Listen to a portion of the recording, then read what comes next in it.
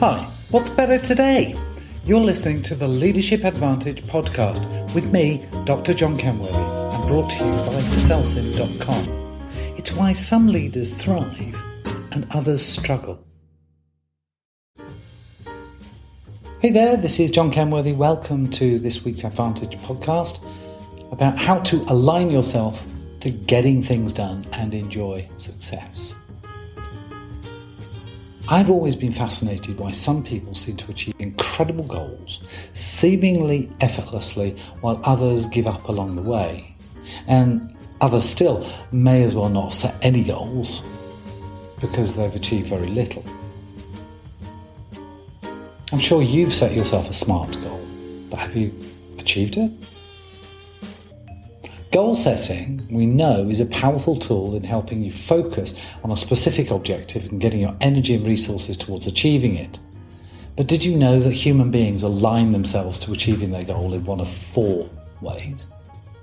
And the way that you align your energy and resources in achieving your goal can be the determinant as to whether you achieve success or not. What is it about those people who set big, stretching goals for themselves and get there without the fight that the rest of us seem to face? Even something as simple as making sure everything is properly organised and filed, and those minutiae are dealt with all effortlessly, or at least that's what it looks like.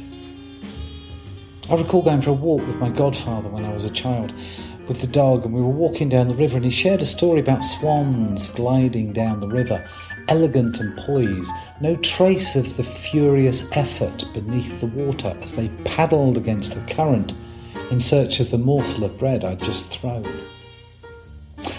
Is this the secret of those who seem to glide through life to endless streams of successes? I tried to master this idea of appearing poised whilst furiously beavering away, and of course failed miserably. It was exhausting. Perhaps I should have just let the current take me wherever it would, but then I was finding myself drifting toward the weir of life and the turmoil of burbling rapids and somewhere downstream in the opposite direction. And it's not just our long-term goals where this matters. We live in a world of busyness. There's a constant demand for our attention from work, from colleagues, bosses, clients, family, friends, and beeps from devices and emails and more, all clamouring for immediate attention. In part, just this modern life itself distracts us from our plans, so it becomes increasingly important that we keep on top of everything and not drown in a sea of to-do lists under a cacophony of beeps. So let's explore the 4 different ways we can choose to align ourselves, our energy and resources towards achieving our chosen goals. I call them the push mode, pull mode, drift mode, and the 4th, well, it's really a combination. It's the push me, pull you mode. In push mode, you have a drive for yourself and for others towards a specific objective. It's typified by focusing your attention on problems that need to be resolved or things that need fixing. Many people, like me, I use a to-do list, or you might use a GTD, a getting things done system. Take a look at yours and see if it's just a list of problems.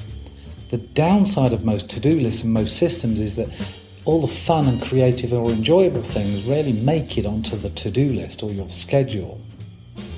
Rather, there's a tendency to say that once the list is done and I have time, then I'll do the fun stuff. But that's like saying, well, when I've finished work, I'll do the fun stuff. I.e., when I retire, I'll do something fun with my life. But we want to live life, don't we? And what's more, you already know the things that you pay attention to are the things that grow, and the things that you don't pay attention to will fade away. So you focus all of your effort and all of your work life on problems, those problems will grow. And all the fun things that you want to do, like spend time with your family, well, they'll just fade away.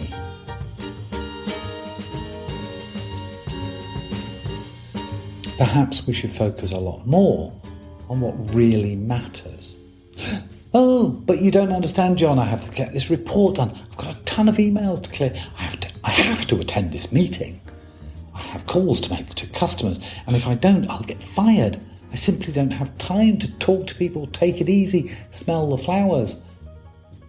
And when your stress levels have made you so sick that you can't work, let alone afford the hospital bills, you'll feel exactly accomplished, valued, important. Believe me, there is nothing more satisfying than lying in bed recovering from a heart attack, knowing how much your contribution is missed.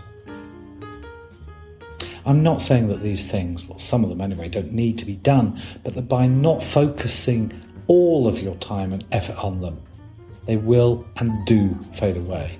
Oftentimes they just get done without stress, without worry. But what about pull mode? Pull mode, on the other hand, is about leadership and paying attention to growth and improvement. And rather than focusing on attention on problems to be solved or fixed or overcome, in pull mode we take the time to clearly envisage our future and allow the goal to pull us towards it. The result of push mode and pull mode may appear to be the same, that is, the achievement of the goal, but in pull mode it takes less effort and it allows your unconscious activity to take precedence over conscious, linear, exhausting processing. The idea of pull mode is that you create a vision of the future that is so compelling for you and perhaps for others that you cannot help but be drawn towards it. The things that you need to do on the way become minor irritants that simply get done, and anything that really is not important is not done and just fades into insignificance.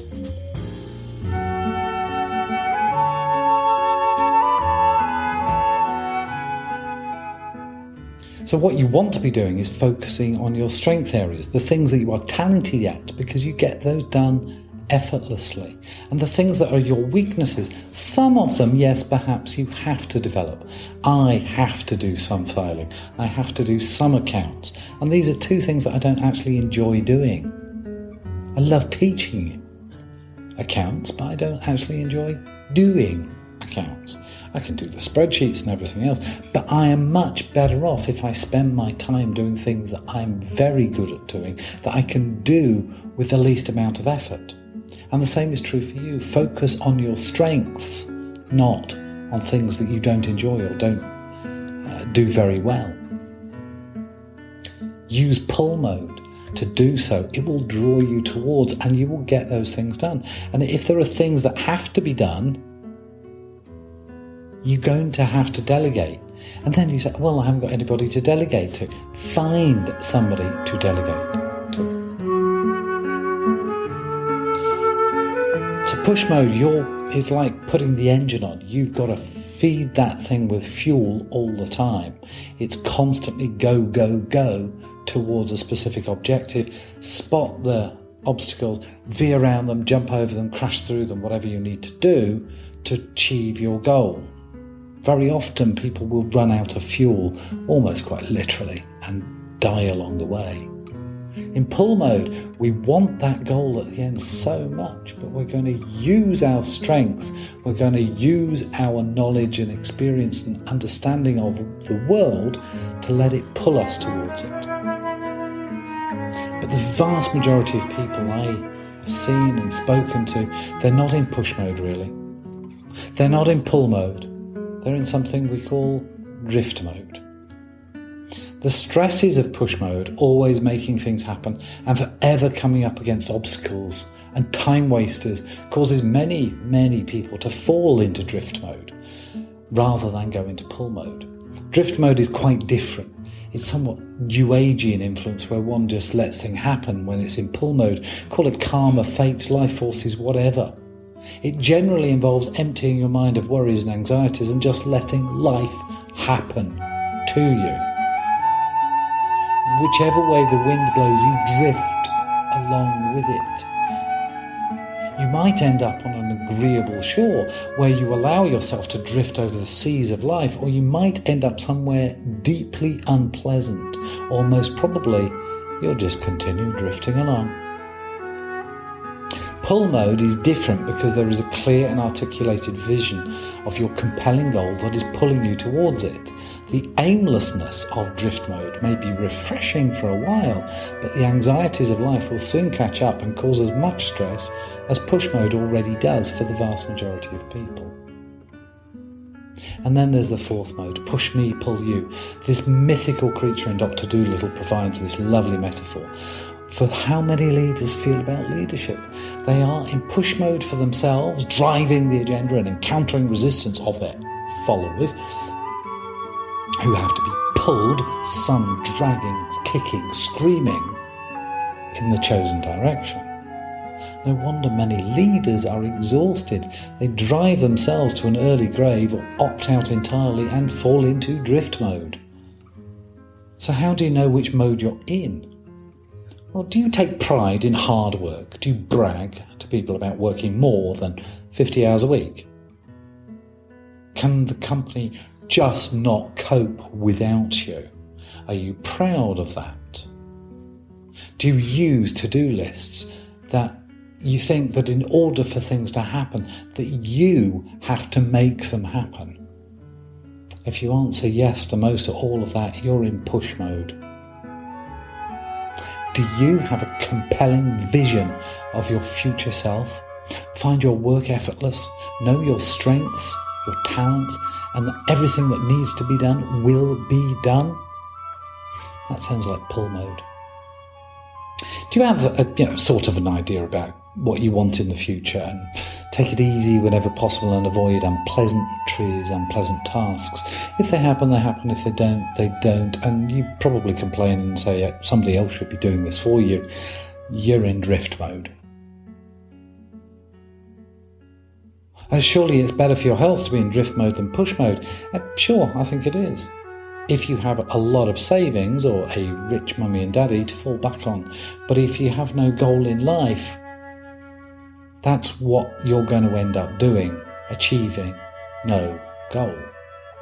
Or are you in push me, pull you? You're pushing yourself and pulling and dragging everybody else along to your vision of the future that you have to push yourself towards and exhausting yourself. You can tell from this that the best one for you to be in is really pull mode, the compelling vision of your future, understanding and knowing your talents and your strengths, and committing and prioritizing the way you do things, the way you align your effort, your energy, and all of your resources is using your strengths. You don't completely ignore your weaknesses, you develop those that you have to, but only if you have to. It's much better if you can delegate, get somebody in, outsource it to somebody if you need to get other things done so that you can focus on what you're good at and do it as effortlessly as possible. And amazingly, you'll enjoy doing it as well. So which mode are you in? Push mode, pull mode, drift mode, or push me, pull you mode?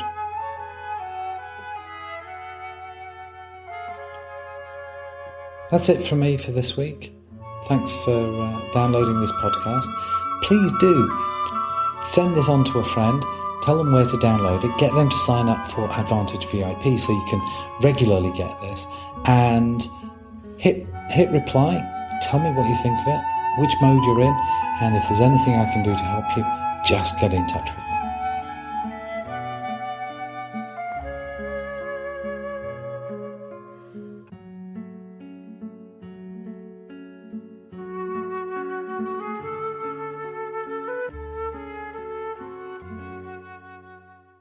You've been listening to the Leadership Advantage podcast with me, Dr. John Kenworthy. If you'd like to find out more, visit us at cellsim.com. It's why some leaders thrive and others struggle.